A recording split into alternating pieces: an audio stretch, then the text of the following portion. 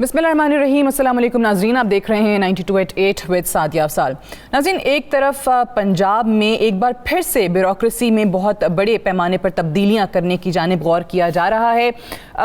ख़ुद वज़ीर आला पंजाब उस्मान बुज़दार साहब जो हैं वो अपने प्रिंसिपल सेक्रेटरी को पहले ही हटा चुके हैं।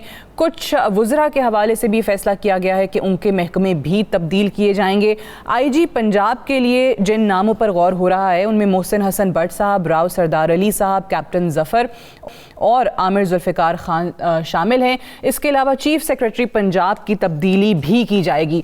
तो एक बार फिर से सवाल यही उठ रहा है कि आखिर पंजाब में ब्यूरोक्रेसी की कितनी तब्दीलियां करने की ज़रूरत पेश आएगी, और ये रीशफलिंग हर थोड़े अरसे के बाद ब्यूरोक्रेसी के हवाले से भी और वज़रा के लिए भी। वज़रा के लिए तो चले, वज़ीर आज़म साहब खुद कहते हैं कि परफॉर्मेंस की बुनियाद पर ये तब्दीलियां की जाती हैं, लेकिन 3 साल का अरसा ये रीशफलिंग में ही गुजर गया है। सो मज़ीद कितनी तब्दीलियां जो हैं वो की जाएंगी, इस पर बात करेंगे। और साथ ही साथ पाकिस्तान पीपल्स पार्टी, उन्होंने भी पंजाब का रुख किया है। जनूबी पंजाब में मुल्तान के बाद DG खान में अब से थोड़ी देर पहले बिलावल भुट्टो ज़रदारी साहब का जलसा हुआ, उन्होंने खिताब किया।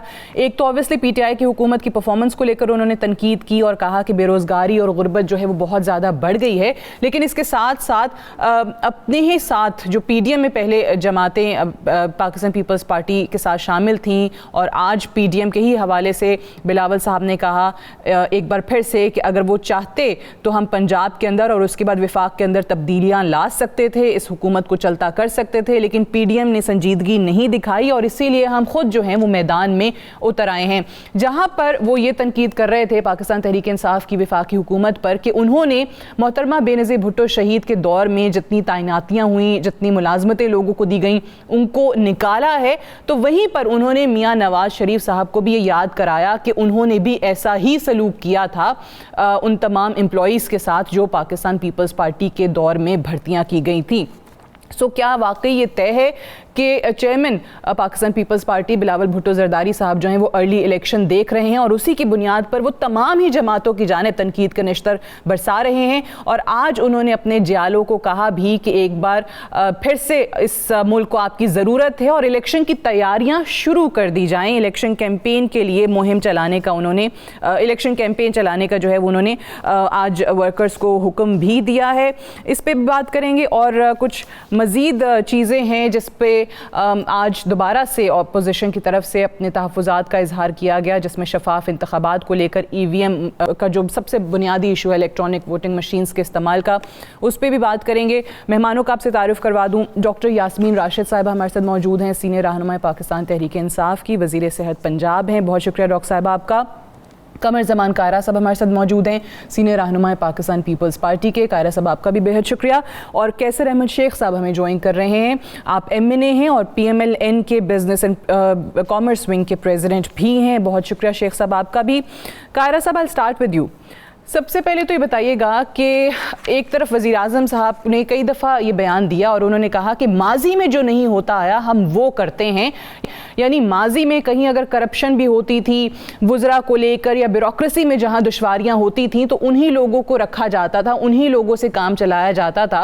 ये फिर आप लोगों की तरफ से इस मामले को लेकर तनकीद क्यों होती है? अगर सबसे बड़े सूबे में परफॉर्मेंस की बुनियाद पर रीशफलिंग होती है या फिर ब्यूरोक्रेसी में तब्दीलियाँ इस तरीके से लाई जाती हैं, क्योंकि एक बार फिर से IG और चीफ सेक्रेटरी पंजाब तब्दील होने जा रहा है।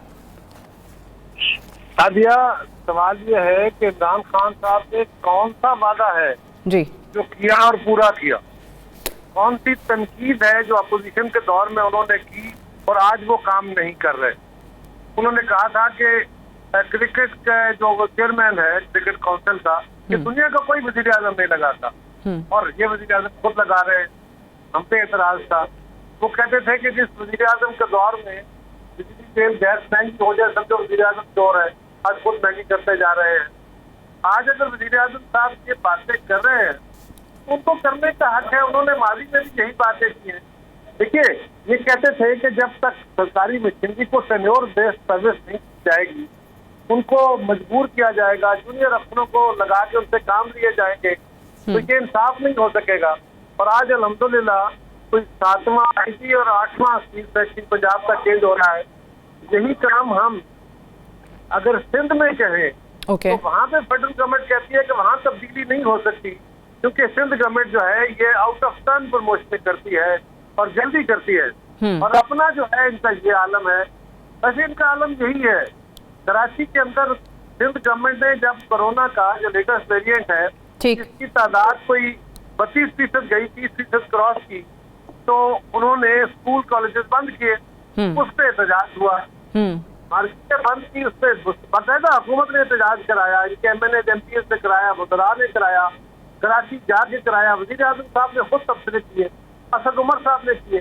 آج پنجاب کے اسکول کالجز بند کر دیے گئے ہیں, اسلام آباد میں بھی بند کر دی ہے, اسلام آباد بند ہو گیا ہے, اور ابھی یہاں پہ ویری اللہ کرے کم ہی رہے, اوکے. اللہ کریں گے زیادہ نہ بڑھے. ٹھیک ہے, تو آپ کہہ رہے ہیں کہ تھوڑی سی ڈسکریمنیشن اس ضمن میں ہے کہ اگر وہی کام سندھ کی حکومت کرے, پاکستان پیپلز پارٹی کافی اوکے مکمل ڈسکریمنیشن ہے. پہلے ڈاکٹر صاحبہ یہ آپ لوگ کہتے تھے کہ آپ سے مراد آپ کی حکومت اور NCOC میں بات ہوتی تھی کہ دیکھیں سندھ جو ہے وہ کچھ اور بہتر انداز میں چیزیں کر سکتا ہے. قاہرہ صاحب نے اس کی یاد دہانی بھی کرا دی. ڈاکٹر صاحب اب یہ نہیں کہہ رہا, ڈاکٹر صاحبہ کے احترام میں یہ نہیں کہہ رہا. جی مجھے بات ہے مجھے وزیر اعظم اور ان کی فیڈرل وزیر اعظم. ٹھیک ہے, اب ہمارے لیے بہت احترام. ٹھیک ہے. اور ڈاکٹر صاحب اب پنجاب میں اسکول کالجز بند ہو گئے, اسلام آباد میں اسکولز ایک ہفتے کے لیے دوبارہ بند کر دیے گئے ہیں.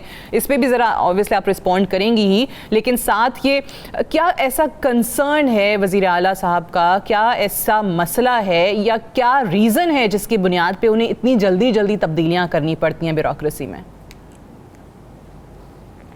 میرا خیال ہے سب سے بڑی بات ہے سعدیہ کہ اس طرح کی تبدیلیاں کوئی پہلی دفعہ نہیں, ہر حکومت میں ہوتی رہی ہیں, اور اگر کوئی تبدیلی کے بعد سوچی جاتی ہے. ابھی چیف سیکرٹری صاحب ہمارے پاس جو اس مرتبہ ہیں وہ کوئی 1.25 سال بلکہ 1.25 سال سے بھی زیادہ عرصہ جو ہے he has been working hair, اور اگر کوئی تبدیلی کے بارے میں سوچا گیا ہے تو میرا خیال ہے سوچ سمجھ کے سوچتے, because what ever it is, جو چیف منسٹر ہیں ہی از دا چیف ایگزیکٹو, انہوں نے سوچنا ہے کہ کس چیز سے ہم بہتری لا سکتے ہیں گورننس کے اندر.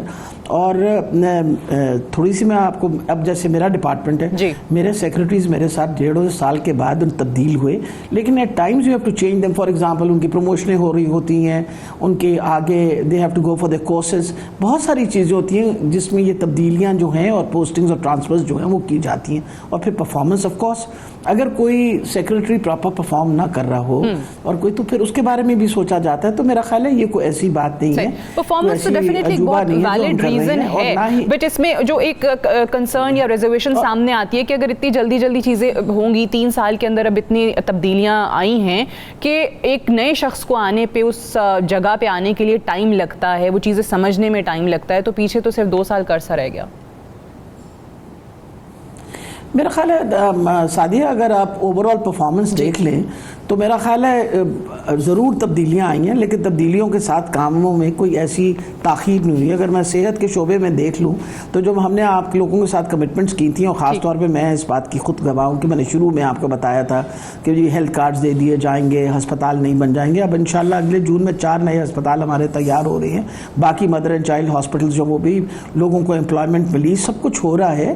امپورٹنٹ یہ چیز ہے کہ جہاں تک کاموں کا تعلق ہے وہ کاموں کا سلسلہ تو چلا ہوا ہے. اب جہاں پرفارمنس آپ کو لگتا ہے کہ تھوڑی سی ڈائسی ہے, تو نیچرلی ہم کیا چاہتے ہیں, کس وجہ سے ہم یہ ساری تبدیلیاں چاہتے ہیں؟ اس وجہ سے چاہتے ہیں کہ اگر آپ کی گورننس بہتر ہوگی تو یہ تبدیلیاں لائی جاتی ہیں, لوگوں کی سہولت. دوسری بات ہے جہاں تک کرونا کا تعلق ہے, میں صرف یہ کہتی چلی جاؤں, corona is the last thing on which we should have any politics at all, I assure you. وجہ یہ ہے کہ دیکھیں جہاں تک کرونا کا تعلق ہے, یہ کتنی بڑی وبا ہے, ساری دنیا کو اس نے لپیٹ میں لیا ہوا ہے, اور لوگوں کی اتنی بڑی جو آپ کی ہے نا اکانومیز, ان کے گھٹنے ٹیکے گئے. اب ہم تو الحمدللہ پنجاب یا پورے پاکستان کے اندر حالات بہت بہتر رہے باقی دنیا کے مقابلے میں. آپ اپنے ہمسائے ملک میں دیکھیں جو ہم سے بڑی اکانومی تھی اور جو ویکسین بھی خود ہی بناتے تھے, ان کے حالات کیا بنے. تو شکر ہے خدا کا, اللہ کی بڑی مہربانی ہے کہ حالات بہتر ہیں. اور نیچرلی تھوڑی بہت دیکھیں نا, ابھی اسکول کالجز 5 दिन के लिए बंद किए गए, क्योंकि सैटरडे संडे तो वैसे भी क्लोज डेज अनाउंस हुए में, तो basically it's only for 5 days. और वो रीजन ये थी कि जो एकदम वेव में स्पाइक आई है, and it's only been done in 14 districts, it's not been done all over Punjab. और अगर ऐसा खुदा न खास्ता सिंध में होता और वो ये फैसला करते तो वहां पर भी कोई ऑब्जेक्शन नहीं होता, जिसे कायरा साहब कह रहे हैं कि डिस्क्रिमिनेशन जो मुकम्मल हमें नजर आता है। बिल्कुल ना, ठीक है जी, बिल्कुल नहीं कर सकता मैं, बिल्कुल सही है, डॉक्टर साहब से मुकालमा नहीं कर सकता, उनका एहतराम है, लेकिन सवाल ये है कि सिंध के अंदर भी सिंध की हुकूमत ने जब वेरिएंट की रेशो पॉजिटिव आने की कोई 25-30% हो गई, तब उन्होंने ये फैसला किया, और वो भी 12 तारीख तक का था या 10 तारीख तक। उस पर सारी फेडरल गवर्नमेंट गई, पूरी प्रोविंशियल पार्टी की थी। डॉक्टर साहबा ने जो बातें कही, बिल्कुल कोरोना अल्लाह ताला ने महफूज रखा, हमें बड़ा अल्लाह का शुक्र है, इनकी अच्छी पॉलिसीज थी, उसको भी हम अप्रिशिएट करते हैं। लेकिन ये मैं कर रहा था बात in reference to the discussion made by the prime minister, जो वो बातें करते रहे हैं और आज उसके खिलाफ कर, आज उसके खिलाफ चल रहे। Right, got your point. मैं कैसे शेख साहब, मुझे बताइएगा कि जो ब्यूरोक्रेसी के हवाले से बात करते हैं, स्पेशली पंजाब में, अब जाहिर है आप लोगों की जमात से भी इस पर तनकीद होती है और ये कहकर होती है कि क्योंकि इनसे सूबा नहीं चल रहा इसलिए इनको समझ नहीं आ रही कि इसको लगाएं और ये तब्दीलियां करते ही चले जा रहे हैं। लेकिन पीटीआई की तरफ से एक एतराज़ जो आप लोगों की जमात या आपकी माजी की लीडरशिप पे पंजाब के हवाले से होता रहा कि आप लोगों ने तमाम ही जगहों पे आपके लोग भरे हुए हैं, भर्तियां हुई, तैनातियां हुई, वो सियासी बुनियादों पर हुई, और वो जो ब्यूरोक्रेसी की तरफ से हर्डल्स आती हैं बाज़ औक़ात कुछ महकमों में या वजारतों में काम करने के लिए, उनको भी सामने रखा जाता है। तो कहीं ना कहीं आप समझते हैं कि आप लोगों की माजी की जो अपॉइंटमेंट्स थी उनका भी कसूर है? बिस्मिल्लाहिर्रहमानिर्रहीम। सादिया, मैं देख रहा हूँ कि बड़े जो है ना डॉक्टर यास्मीन साहबा ने कोविड पे बात की, और अगरचे मेरा ज़ाती तजर्बा ये है कि मेरा जवान बेटा इरफान कैसर शेख कोविड से उसका इंतकाल हुआ, लेकिन ये बात हकीकत है, उनके अल्लाह ताला उनकी मग़फ़िरत करे, लेकिन ये हकीकत है कि पंजाब में और सिंध में भी, मैं सिंध में भी रहता हूँ, कोविड के बारे में बहुत कोशिश की गई, और हुकूमतों ने, चाहे वो पंजाब की पीटीआई गवर्नमेंट हो, चाहे वो सिंध की पीपीएल पार्टी की गवर्नमेंट हो, उन्होंने कोविड पे अपने तई बहुत ही कोशिश की कि कम से कम तकालीफ और नुकसान हो। अल्लाह करे हमारा मुल्क अगरचे इफेक्टेड है, लेकिन कम दूसरे मुल्कों से कब हमारे यहाँ हुआ है कोविड का असर, अल्लाह ताला करे कि बेहतरी रहे। जहाँ तक ये आपने ब्यूरोक्रेसी की बात की, देखिए ब्यूरोक्रेसी पंजाब में अभी आप खुद देख रही हैं कि रोज़ कोई ना कोई, इसका मतलब ये नहीं है कि ब्यूरोक्रेसी इनकम्पिटेंट है या वो काबिल नहीं है या हमने उनको अपॉइंट, ये तो तमाम ब्यूरोक्रेटी जब 5-5, 6-6 आईजी और चीफ सेक्रेटरी तब्दील करते हैं, और सिर्फ आईजी और चीफ सेक्रेटरी नहीं करते, आप देख रहे हैं 4 वजीर खजाना इन्होंने तब्दील किए, 6 चेयरमैन एफबीआर, मेन इदारा है रेवेन्यू का एफबीआर, तो इन्होंने तब्दील किया। तो इनको क्या ख्याल है कि तमाम ब्यूरोक्रेसी इनकम्पिटेंट है? वो असल में ये खुद इनकम्पिटेंट है, खुद एहलियत नहीं है। इन्होंने वादे तो कुछ भी किए थे, क्या कहा था इन्होंने कि हम मुल्क में 4,000 अरब रुपए का रेवेन्यू था ना, हम छोड़ के गए 3800 अरब, तो हमने तो 1900 पीपल पार्टी के दौर में 1900 था। वो तो आपने सुन लिया होगा ना वजीर आज़म साहब का बयान, उन्होंने कहा कि नया पाकिस्तान बनाने वाले जो हैं वो सवाल करते हैं कि जी नया पाकिस्तान किधर है, तो नया पाकिस्तान बटन दबाने से नहीं बन जाता। वो तो वजीर आज़म साहब ने कहा है ना 2 दिन पहले। लेकिन ये शुक्र है कि अब इनको समझ आई, ये जो वज़ीर आज़म बनने से पहले जो इनके बयान थे उस वक्त इनको कुछ पता ही नहीं था क्या।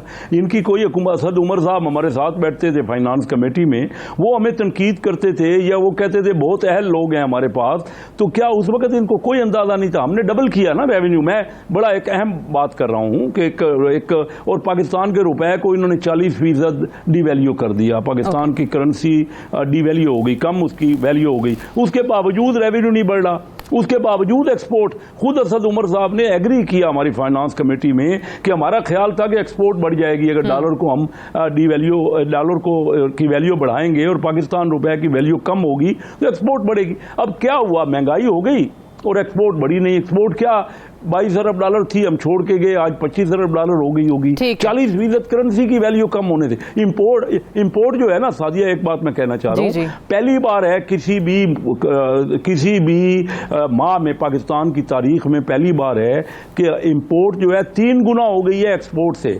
اور جب یہی بات ہم کہہ رہے تھے, یہ ہمیں کہتے تھے کرنٹ اکاؤنٹ کی رٹ لگاتے تھے آپ کے سارے پروگراموں میں کہ کرنٹ اکاؤنٹ ہم نے ڈیفیسٹ بہتر کر. پچھلے 3 مہینے میں $4 ارب کا کرنٹ اکاؤنٹ ڈیفیسٹ ہو چکا ہے. اب یہ بولتے نہیں ہیں. اب چلیں بالکل صحیح ہے, آپ ظاہر ہے اکانومی کے حوالے سے آپ ایکسپرٹ بھی ہیں, اور جیسے میں نے کہا کہ وہ آپ اپنے جماعت کے پریزیڈنٹ بھی ہیں کامرس کے حوالے سے, تو آپ یہ ڈیٹیل بات کر بھی سکتے ہیں. لیکن مجھے قاہرہ سے بھی بتائیے, جتنی چیزیں شیخ صاحب ابھی گنوا رہے ہیں یا دیگر لوگ جب اکانومی کے حوالے سے بات کرتے ہیں, آج بلاول صاحب نے بھی جیسے کہا کہ بے روزگاری اور غربت جو ہے وہ انتہا کو پہنچ گئی ہے اس حکومت کی وجہ سے. سو وزیر اعظم صاحب کا اگین بیان اسی کا میں ذکر کروں گی. انہوں نے کہا کہ نیا پاکستان کوئی بٹن دبانے سے نہیں بن جائے گا, تو دیٹ مینس کہ وزیر اعظم صاحب کو وہ جو ہرڈلز ہیں یا حکومت کی جو مشکلات ہیں, رکاوٹیں ہیں, وہ حکومت میں آنے کے بعد پھر سمجھ میں آئی ہیں. سادیہ, پہلی بات تو یہ ہے کہ اگر وزیر اعظم صاحب کو یہ باتیں آج سمجھ آئی ہے تو قوم سے معافی مانگے. ہاں میں غلط کہتا رہا. پوری الیکشن کیمپین میں کیا مسلم لیگ کی گورنمنٹ کے خلاف جب وہ اپوزیشن میں تھے, سارے جلسوں کے اندر, پوری الیکشن کیمپین کے جلسوں کے اندر خود کی اور عمران خان صاحب کی ان کے دوستوں کی اسپیچز نکال کے آپ کو خود اس کو رپورٹ کر سکتے ہیں. جی, یہ کہا کرتے تھے کہ جی بجلی اس لیے مہنگی ہے کہ ٹیکس بڑے لگے ہیں, ہم آئیں گے تو ہم یہ ٹیکس ختم کر دیں گے اور بجلی سستی ہو جائے گی. تیل کے اوپر ٹیکس لگے ہوئے ہیں, ہم آئیں گے تو کر دیں گے, ٹیکس ختم کر دیں گے. یہ کہتے تھے کہ یہ حکومتیں تو بڑی کرپٹ ہیں, بڑی خراب ہیں, لوگوں کا اعتماد نہیں ہے, لہٰذا ان کو لوگ ٹیکس نہیں دیتے, ہم آئیں گے تو ٹیکس دے دیں گے. یہ کہتے تھے جی کہ ہم آئیں گے تو ہمارا ٹیکس ریونیو پاکستان کی تاریخ میں مشکل ترین وقت 2002 سے 2010-15 تک تھا. 2008 میں ہماری گورنمنٹ آئی تھی, 2013 تک فرسٹ ٹائم آپریشن سوات سن لیں, آپ دنیا کا ورلڈ ریسیشن دیکھ لیں, آپ پاکستان کے اپنے حالات دیکھ لیں, آپ عالمی منڈی میں تیل کی قیمتیں دیکھ لیں کیا تھا. اس کے باوجود ہم نے $25 ارب کا فکر دیا. آج تک اس کو کوئی گورنمنٹ ٹچ نہیں کر سکی. اور اگر ہم G D P to export کی ریشو نکالیں تو آج ہماری جو ایکسپورٹ ہے وہ 16-17-18 ارب ہوگی. اگر ہماری ڈیپریسیشن آف کرنسی کی وجہ سے جو ہماری ہونی چاہیے وہ اس سے بھی کم ہوگی. اور یہ حکومت جو ہے یہ ریونیو نہیں پورا کر سکی, اور آج ان کو اگر یاد آ رہا ہے تو اس سے بڑی نالائکی کیا ہے. اس کا مطلب ہے آپ کو کچھ سمجھ تھی نہیں, ٹھیک ہے, آپ سے کان میں ڈالی, آپ کہتے رہے. اور اگر یہ بات درست ہے تو پھر وزیر اعظم صاحب کو چاہیے کہ وہ کہیں, قوم کے سامنے آئیں اور قوم سے معافی مانگیں کہ میں نے اپنے جھوٹ بولا ہے. صحیح آپ کہہ رہے ہیں کہ اگر حکومت کرنے کے 3 سال کے بعد یہ چیزیں یاد آ رہی ہیں تو وزیر اعظم کو قوم سے معافی مانگنی چاہیے. میں ڈاکٹر صاحب سے اس کا جواب لوں گی, بٹ مجھے ایک بریک کے لیے کہا جا رہا ہے. واپس آئیں گے, ڈسکشن کو یہیں سے کنٹینیو رکھیں گے. Stay tuned.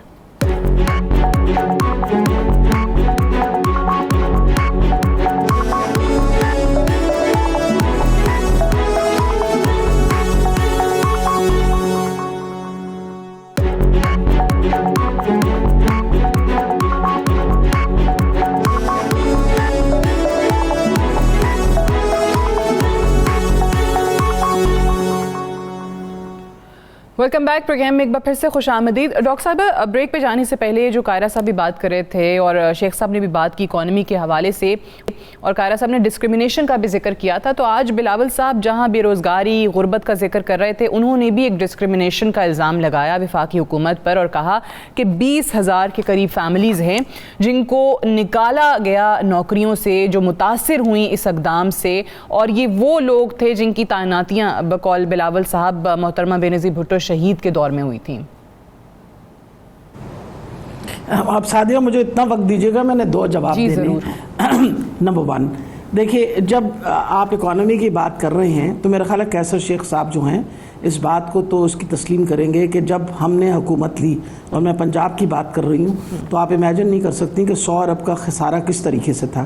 ہمارے پاس 100 ارب سے زیادہ کے چیکس تھے ان کی حکومت نے جو دے رکھے تھے, جو ڈس آنر ہوئے تھے, اور وہ اس میں میرا ڈپارٹمنٹ جو تھا اس کے پاس 32 ارب کی ذمہ داری میرے ڈپارٹمنٹ کی تھی. اور کیونکہ وہ اسٹیٹ بینک کے چیکس تھے, ہم نے آخر وہ چیک جو تھے کیش, جو یہ اگر جب کہتے ہیں نا کہ ہم نے بہت اچھے حالات چھوڑے تھے, تو میں یہ بات کلیئر کرنا چاہتی ہوں کہ کہیں بھی آپ کو غلط فہمی نہیں ہونی چاہیے. ہم تو پہلے سال پھنسے رہے اسی سلسلے میں کہ آپ کے ہم قرضے اتاریں جو آپ نے اٹھا کے لوگوں میں چیکس بانٹ دیے تھے. اب آ گیا مسئلہ کہ what has happen to the economy. آپ کو پتا ہے کہ آج 2 سال تقریباً 1.25 سال ہو گئے کہ کرونا کی وجہ سے ساری دنیا کی اکانومیز ڈسٹرب ہوئی ہیں. It is not only Pakistan, ساری دنیا کی اکانومیز جو ہیں they have gone upside down. میں نے آپ سے پہلے بھی بات کر چکی ہوں, بڑے جو اکانومیز تھیں انہوں نے گھٹنے ٹیک لیے. اس کے باوجود اللہ کی بہت بڑی مہربانی رہی, پاکستان کے وہ حالات نہیں رہے.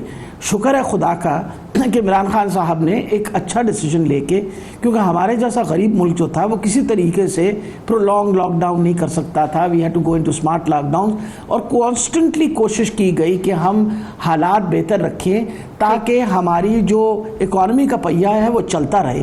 اور اسی لیے اس دورانیہ میں اگر آپ دیکھیے ہماری ایکسپورٹس بڑھی. یہ کہنا کہ ایکسپورٹس نہیں بڑھی, دس از آلسو انفیئر. ایکسپورٹس بڑھی اور اس سال ریونیو بھی اکٹھا زیادہ ہوا. سب سے بڑی یہ بات ہے اگر آپ دیکھیے کہ کس طریقے سے میں آپ جتنا کہہ رہی ہیں جو میکرو اکنامک انڈیکیٹرز ہیں وہ بہتر ہوئے, but at the same time جو عوام کی زندگی میں مشکلات ہیں مہنگائی کی وجہ سے, آٹا, چینی, دالیں, آپ کے محکمے کی بات کریں, ادویات مہنگی ہونے کی وجہ سے, سو obviously اس پہ بھی تو پریشانیاں ہیں. نہیں سعدیہ جی, سب سے بڑی بات ہے سعدیہ, ہر ہسپتال میں سرکار کے ہر ہسپتال میں دوائی فری ملتی ہے. 42 ارب روپے کا بجٹ ہے صرف دوائی کے لیے. یہ میں آپ کو بتا رہی ہوں because I am looking after that budget. So all poor patients coming into hospitals get their medicine free of cost, چاہے وہ ایمرجنسی میں ہو یا انڈور میں ہو. آؤٹ ڈور میں وہی پیشنٹ ہوتے ہیں جن کی کوئی مائلڈ پرابلم ہو. ہیپاٹائٹس کی فری میڈیسن مل رہی ہے, ٹیوبرکلوسس کی علیحدہ ورٹیکل پروگرامز کے تھرو ٹیوبرکلوسس کی فری میڈیسن مل رہی ہے. اس کے علاوہ آپ کی ایڈز کی فری میڈیسن مل رہی ہے. نان کمیونیکیبل ڈیزیزز جو ہیں جس میں ڈائبٹیز وغیرہ کی اس کو بھی. اب آ گیا دوائیوں کا مسئلہ. وی ہیو بین شورڈ کہ غریب آدمی جو ہے وہ بالکل تنگ نہ ہو. جہاں تک کارڈ کا تعلق تھا, سب سے پہلے پنجاب کے اندر غریب طبقے کو کارڈ, ہیلتھ کارڈ دیا گیا. ہم نے یہ تھوڑی پوچھا تھا کہ آپ نون لیگ کے ہیں یا پیپل پارٹی کے ہیں. ہم نے کارڈز بانٹ دیے. 85 لاکھ فیملیز کے پاس کارڈ ہے جس کے اندر سے آپ کبھی ان کی دعائیں سنیں جو وہ دیتے ہیں, کیونکہ ایک بندے کے پاس جب ایک کارڈ آ جاتا ہے جس میں 7.5 لاکھ اور اب ہم 10 لاکھ کا جو کارڈ دے رہے ہیں, جب وہ کسی جگہ جاتا ہے اپنا دل کا آپریشن کرانا, اور ہڈی کا آپریشن ہونا ہے, انگوائنل ہرنیا ہے, بچہ ڈیلیور ہونا ہے, this is a facility with the government came and gave. تو یہ جو ہم نے سوشل نیٹ ورک بنایا جس کی وجہ سے لوگوں کو پروٹیکشن ملی, وہ آپ کے سامنے اور لوگ اس کو اپریشیٹ کرتے ہیں. ابھی پچھلے دنوں ایک پرسیپشن کا یہ سروے ہوا, اس میں 68% people were happy and satisfied with health cards. اب اس کے علاوہ آپ دیکھیے اس دورانیہ کے اندر ہم نے کیش ڈسٹریبیوشن غریب فیملیز کی کس طرح کی احساس پروگرام پوری کوشش کی جا رہی ہے. اس پہ بھی بلاول صاحب بار بار وہ کہہ رہے ہیں کہ یہ تو بے نظیر انکم سپورٹ پروگرام تھا, اس کا نام تبدیل کر دیا ہے. ان سے کہیں جو مرضی دیکھیں, جو مرضی پروگرام ہو, چلیں آپ کا وہ میرا یا کسی کا پروگرام, یہ ٹھیک ہے آپ کا نقطہ آ گیا کہ ہیلتھ کارڈ کی وجہ سے اور احساس پروگرام کی وجہ سے عوام کو جو ہے بہت ریلیف ملا ہے. میں اب آگے بڑھتے ہوئے ریلیف ملا ہے. ٹھیک ہے, ایک اور بات میں نہیں ایک اور بات بھی آپ کو بتاتی چلی جاؤں. دیکھیں میں نے آپ کو کہا تھا 2 بندوں نے کہا تھا, مجھے 2 کی تو وہ کرنے دیجئے نا. دوسری یہ بات ہے کہ ہم یہ کہنا کہ ہم لوگوں کا جو ریونیو اس سال آپ کا ریونیو زیادہ جنریٹ ہوا ہے. آپ کو پتا ہے کہ میرے پاس صرف ہیلتھ کے پاس اس مرتبہ 370 ارب کا بجٹ ہے. علاوہ اس کے مجھے 25 ارب جو ہیں وہ فیڈرل گورنمنٹ نے دیے ہیں ہیلتھ میں, صحت میں. یہ سب سے بڑا بجٹ آیا. تو میرا یہ مطلب ہے کہ ہماری تو پوری کوشش ہے کہ وہ سیکٹرز جو غریب آدمی کو افیکٹ کرتے ہیں, جس کے لیے عام عوام کے لیے بہتری لا سکتے ہیں, ان سارے سیکٹرز پہ ہم کنسنٹریٹ کر رہے ہیں. تو ضرور تنقید کریں, لیکن مقصد یہ حالات دیکھیے اور حالات دیکھیے. ٹھیک ہے کیسر شیخ صاحب, اب جو ڈاکٹر صاحبہ نے باتیں کی ہیں تو ان کو سامنے رکھتے ہوئے تو ڈیفینیٹلی وہ کہہ رہی ہیں کہ امپروومنٹ آئی ہے, بٹ اگر اس کے باوجود آپ سمجھتے ہیں کہ نہیں آئی, اور اس حکومت کو جو آپ کہتے ہیں کہ جی بالکل نااہل حکومت ہے, عوام کو کچھ نہیں دیا, تو پھر آج جو بلاول صاحب بات کر رہے ہیں یا ملتان میں جو انہوں نے بات کی, وہ تو پھر آپ لوگوں کو قصوروار ٹھہراتے ہیں. وہ کہتے ہیں کہ جی اگر پی ڈی ایم نہ بزدار صاحب کو تبدیل کرنا چاہتی ہے, نہ وزیر اعظم کو تبدیل کرنا چاہتی ہے, ہمارے ساتھ دھوکہ ہوا ہے. اگر یہ دھوکہ نہ ہوتا تو پھر ان کی حکومت گرا دیتے, تو قصوروار تو آپ ہوئے. اگر نااہل حکومت ہے تو آپ کے پاس موقع تھا بھیجنے کا, آپ نے بلاول صاحب کی بات نہیں مانی. جی پہلے تھوڑا سا میں ڈاکٹر یاسمین راشد صاحبہ کا واقعی بہت احترام ہے. انہوں نے جو بات کی, دیکھیے ریونیو ضرور بڑا اس سال, ہم چھوڑ کے گئے تھے 3800 ارب, تو 3 سالوں میں 4700 ارب ہو گیا, لیکن ہم نے 1900 ارب سے 2013 میں ڈبل کیا 3800 ارب. یہ اگر ڈبل کریں تو 7600 ارب کرنا چاہیے اگر ہماری رفتار سے ہی ڈبل, کیونکہ ریونیو میں کوئی فرق نہیں پڑ سکتا. یہ فیگرز ایسی ہیں جو ہر کوئی اس کو انڈورس کرے گا. تو ریونیو جو اس طرح, یہ تو سوچ رہے تھے کہ پہلے سال میں 8000 کرے. اچھا اب بات آپ نے جو کی کہ پی ڈی ایم کی جو بات ہے, کیونکہ مسلم لیگ نہ پنجاب کی حکومت کو گرایا نہ وفاق کی, یہ اس میں کوئی شک نہیں. دیکھیں نا کہ انہوں نے ایک بار کہا کہ آپ نو کانفیڈنس کریں. نہیں اس میں نہیں, میں کہہ رہا ہوں ان کی بات میں کہ انہوں نے کہا کہ جو نو کانفیڈنس کی بات ہے, ہمیں یہ یقین ہے کہ جب تک اسٹیبلشمنٹ کی سپورٹ نہ ہو یا حالات سازگار نہ ہوں, آج تک پاکستان میں نو کانفیڈنس نہیں ہو سکا. ایک سینٹ کے چیئرمین تو ہم سب مل کے تھے نا, اس وقت تو پی ڈی ایم بھی اکٹھی تھی, سینٹ میں ہماری میجارٹی ہے, تو تب ہم اس کو سینٹ کا چیئرمین نہیں بنا سکے اپنا, اور نہ اس کے خلاف نو کانفیڈنس کر سکے. یہ باتیں ہیں صرف کہ جو پیپل پارٹی اور نون لیگ اور سب یہ پارٹیاں اکٹھی تھی نا, ایزیلی کر سکتے تھے. کیا ہوا, ایک تو وہ ترین گروپ تھا, آپ کو تو آفر کی ظاہر اپوزیشن لیڈر پنجاب میں آپ کے حمزہ شہباز صاحب, تو پیپلز پارٹی نے کہا کہ آپ ان کو بنائیں, ان کا حق بنتا ہے. وہ دیکھیے وہ فیزیبل نہیں تھے. میں تو کہہ رہا ہوں سینٹ کا چیئرمین جہاں ہماری واضح میجارٹی ہے, وہ چند ممبر ہیں وہاں, 102-5 ممبر ہوتے ہیں, اس میں ہماری میجارٹی ہے واضح طور پہ. کیا ہوا, پیپل پارٹی بھی ہمارے ساتھ تھی, پی ڈی ایم بھی اکٹھی تھی نہ, تو وہ ہم نو کانفیڈنس ہم نے کیا, نہیں کامیاب ہوا نا. ہم نے سینٹ کے چیئرمین کے خلاف نو کانفیڈنس ہم پارٹیوں نے مل کے کیا. یہ ہوتا ہی نہیں, ممکن نہیں ہے جب تک ہمارے ملک میں کئی ایسی قوتیں ہیں اور بڑے چنیدہ لوگ ہوتے ہیں سینٹ میں. وہاں ناشتے میں کچھ لوگ آتے ہیں, اندر ووٹ کچھ لوگوں کے پڑتے ہیں. تو یہ نو کانفیڈنس کو اتنی بات کرنا تو آسان ہے, اتنا آسان نہیں ہے. اور پھر ہم یہ بھی چاہتے ہیں کہ اصل ہماری جدوجہد تو ہے کہ فیئر الیکشن ہو. اور چلیں یہ فیئر الیکشن پہ بھی بات کر لیتے ہیں, لیکن وہ جو آج بلاول صاحب نے, میں نے ڈاکٹر صاحبہ سے بھی سوال کیا تھا نا, جو انہوں نے کہا کہ لوگوں کو نکالا نوکریوں سے, تو میاں صاحب کو بھی یاد کرایا. انہوں نے کہا کہ میاں صاحب کے دور میں بھی یہی سلوک ہوا تھا ان ملازمین کے ساتھ, اور میاں صاحب کے حوالے سے یہ بھی کہا کہ ان کی مرضی ہے واپس آنا, لیکن اشرف غنی اور الطاف حسین کی مثال آپ کے سامنے ہے. لوگ ایسے لوگوں کو پسند نہیں کرتے, ایسے لیڈران کو جو بھاگ جاتے ہیں. میں ساتھیہ اس پہ ضرور بات کرنا چاہوں گا. دیکھیے جو ہمارے ادارے ہیں نا, نیشنلائز ادارے, اس میں ہر سال 700-800 ارب روپے یا اس سے زیادہ کا خسارہ ہو رہا ہے. ہم نے کہا اپنے دور میں کہ اسٹیل مل کو پرائیویٹائز کر دیں اس کو, اور اسی طرح پی آئی اے کے بارے میں بات کی. انہوں نے سخت مخالفت کی, پی ٹی آئی نے بھی, پیپل پارٹی میں. یہ تو ہمارا کہنا ہے. دیکھیے صرف نوکریاں دینا لوگوں کو, نوکریاں تو بڑھ جائیں گی جب پرائیویٹائز ہوگا, جب اس کا ادارہ ترقی کرے گا تو نوکریاں خود بخود بڑھیں گی. اب ایک بار تو نیشنلائز ادارے ہیں, وہ نقصان کر رہے ہیں, وہ نقصان عام آدمی پہ پڑ رہا ہے, اس وجہ سے ان کو ملازمتوں سے نکالا گیا. ٹھیک ہے. اچھا قاہرہ صاحب, یہ آپ نے کیسے شیخ صاحب کا بھی جواب سنا, جو بلاول صاحب کے اسٹیٹمنٹ کے جواب میں انہوں نے کہا کہ جہاں انہوں نے کہا کہ دھوکہ نہ ہوتا تو ہم دونوں حکومتوں کو گرا چکے ہوتے. کیسر شیخ صاحب کہتے ہیں کہ اسٹیبلشمنٹ کا کردار یا ان کی مدد کے بغیر یہ چیزیں نہیں ہو سکتی. سینٹ کی انہوں نے مثال دی. تو کیا بلاول صاحب جب یہ بات کر رہے تھے, پاکستان پیپلز پارٹی یہ بات کر رہی تھی, تو کہیں سے کوئی یقین دہانی تھی جو کہ ان کو نہیں پتا تھا؟ سادیہ, یہ جو سیاسی عمل ہے نا جی, یہ آپ عوام کے سہارے اور پولیٹیکل پریکٹس کرتے ہیں. آپ کے اداروں کی سیاست کے اندر مداخلت غیر آئینی ہے, ہم اس کو آئین کے تابع رکھنا چاہتے ہیں. یہ ہمارا پہلے دن سے کلیم ہے. ہم تو ہمیشہ سے ہی اس عمل کے, یعنی بہت ساری جماعتیں بیکاز آف اسٹیبلشمنٹ سیاست میں آتی رہی نا یا اقتدار میں, ہم تو انسپائٹ آف دیم آتے رہے. تو ہمارا یہ تجربہ ہے, اگر ہم اس آرگومنٹ کو مان لیں, بائے کر لیں کہ جی جہاں تک اسٹیبلشمنٹ کی سپورٹ نہ ہو تو پھر کو فائدہ ہی نہیں الیکشن لڑنے کا یا عدم اعتماد کرنے کا. تو پہلی بات تو حضور یہ ہے کہ محترمہ بینظیر بھٹو کے خلاف عدم اعتماد کی تحریک موو کی گئی, اسٹیبلشمنٹ کے باوجود ہم نے ناکام کر لی.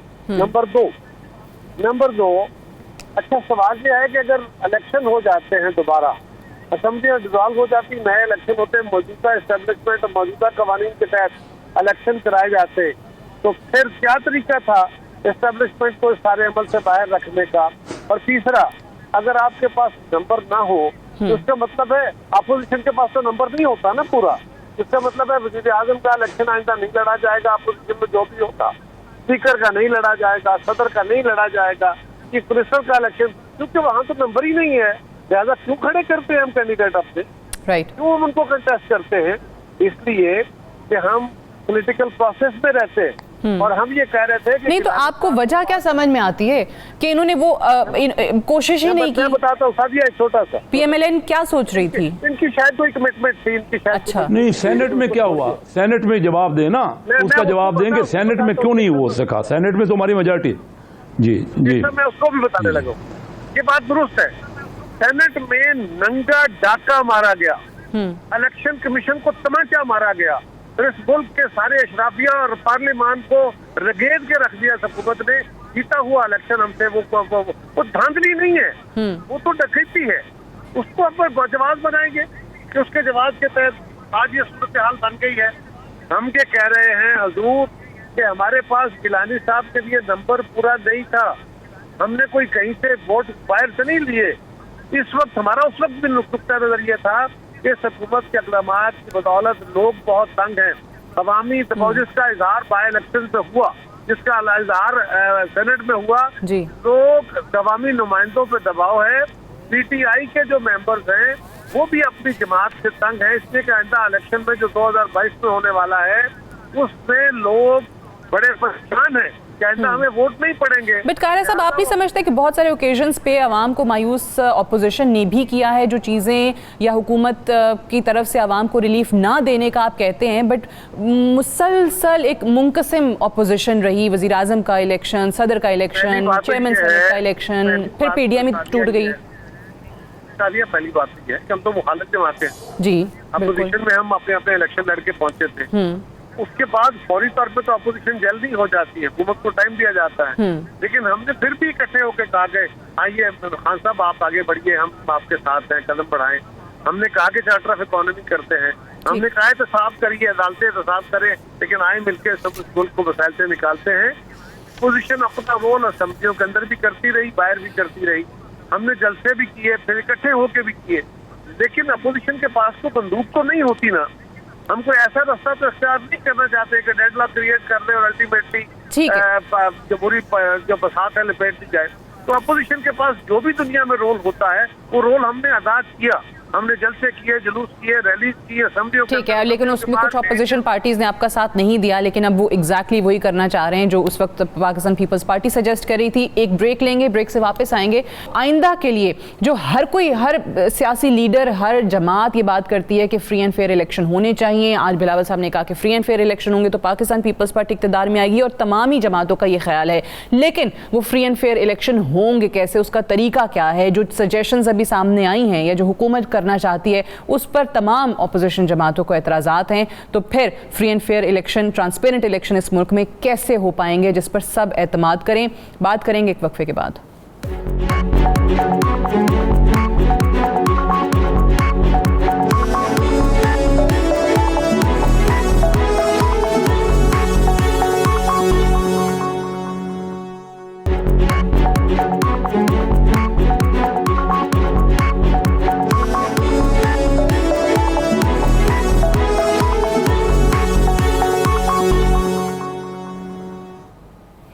Welcome back. प्रोग्राम में एक बार फिर से खुश आमदीद। डॉक्टर साहिबा, जिस तरीके से हर इलेक्शन के बाद हम देखते हैं कि हारने वाली जमात की तरफ से धांधली का शोर मचाया जाता है। पहले एक पीपल्स पार्टी की तरफ से जरदारी साहब ने खुद कहा कि आरओ का इलेक्शन था, उसके बाद आरटीएस सिस्टम बैठ गया, अब ईवीएम जो है उसका इस्तेमाल होने जा रहा है।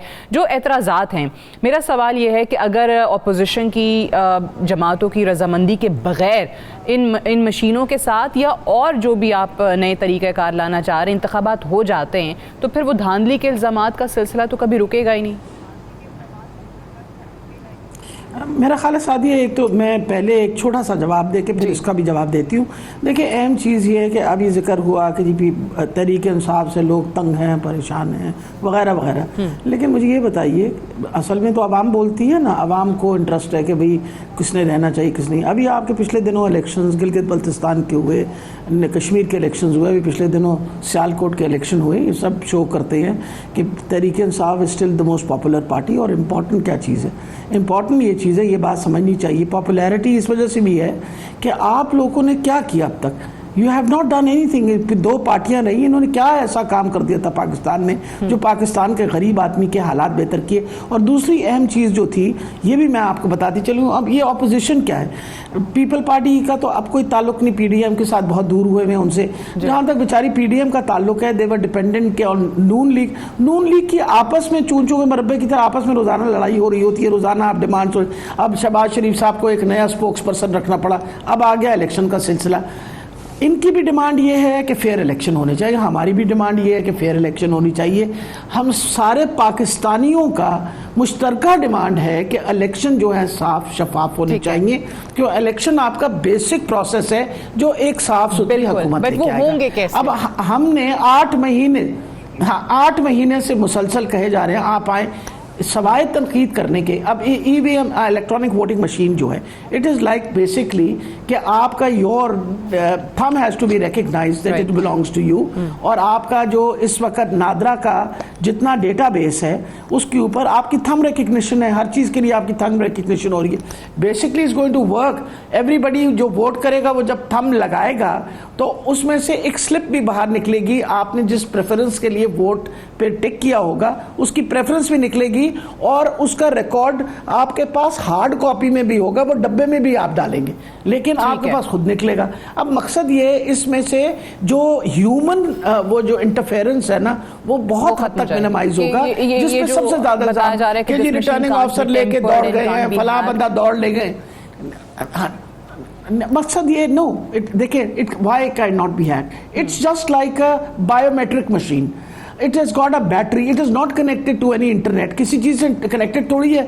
वो मशीन्स उठा के आप ले जाके और उसके बाद उनमें से काउंटिंग होगी, लेकिन याद रखिए कि हर वो बंदा जो अंगूठा लगाएगा उसकी एक पर्ची भी निकलेगी, वो पर्ची भी उसके अंदर इंसर्ट होगी। सही है। अच्छा, इस पे एक जो आपने बात की, मैं पहले कायरा साहब इस पे जरा बताइए कि ये बार बार कहा जा रहा है कि जी मशीन रखी गई, फिर बताया गया कि जिसने आना है मुआयने के लिए वो आए, जायजा लें, जो एतराज़ात हैं वो बताएं, कैसे क्या और मज़ीद क्या होना चाहिए उसके लिए तजावीज़ दें। तो ये बात दुरुस्त है कि अपोजिशन उसमें संजीदगी का मुजाहरा नहीं कर रही? सादिया, 2-3 छोटी बातें हैं। पहले नंबर पे तो ये कि चीज़ें कोई बड़ी कमाल की शायद तख्लीक नहीं हो गई, कोई साइंसदानों ने इजाद कर ली, ये दुनिया में बहुत जगह इस्तेमाल होती थी। और 2010 में हमारी गवर्नमेंट में जब इलेक्टोरल रिफॉर्म्स हुए तो उसमें बाकायदा इसकी एक लंबी चौड़ी स्टडी हुई और इस मशीन का एक प्रोटोटाइप बनवाया गया। दुनिया में बहुत सारी जगहों पर लोग भेजे गए, इंडिया में, अमेरिका में, ब्राजील में, जहाँ ये इलेक्शन करते हैं इसके जरिए। लेकिन उस वक्त ये फैसला हुआ कि नहीं, अब इसको ये हमारे यहाँ इस्तेमाल नहीं हो सकती। लेकिन ये इशू नहीं है।